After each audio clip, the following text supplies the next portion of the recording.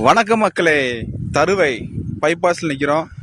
New bypass பக்கத்தில் நிற்கிறோம். So இந்த பைபாஸ் ஒட்டிய மெயின் ரோட்டில் நமக்கு ஒரு டிடிசி பிளாட் இருக்குது. வாங்க பார்க்கலாம். வாங்க. சோகா ஐடி. ஸோ நியூ பைபாஸு சோகா ஐடி பக்கத்தில் டிடிசி பிளாட் பாருங்க. இடத்த ஒட்டியே நம்ம எஃப்எக்ஸ் இன்ஜினியர் காலேஜ் இருக்குது. இதுதான் இடம்.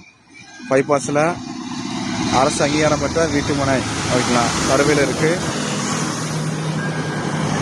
ஒரு அருமையான இடம்.